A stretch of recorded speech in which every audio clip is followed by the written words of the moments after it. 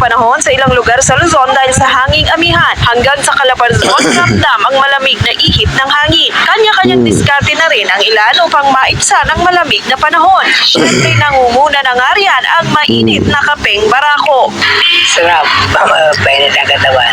At dini nga sa Batangas, hindi rin nawawala sa listahan ang binabalik-balikang lomi. Si Stephanie na mula pa sa Maynila dumayo sa Batangas City para matikman ang authentic na lomi. Yung unang tikim ko before, napasabi na po talaga, pagbalik ko ng Maynila, hindi na ako kakain ng lomi sa Maynila. Dito na po talaga ako.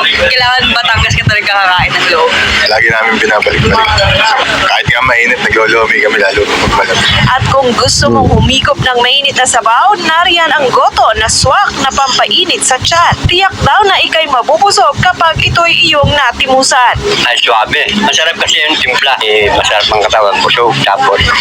Enjoy pa sa kanayan, hindi lugi yung binayad. Akin lang na inaayos yung pagtitimpla para hindi sila madala. Araw-araw sila balik.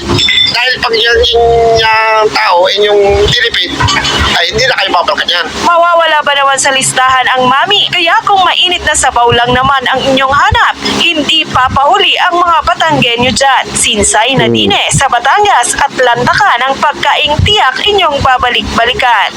Mula sa GMA Regional TV Balitang Southern Tagalog, Hazel Kawaing Alviar nagbabalita para sa GMA Integrated News.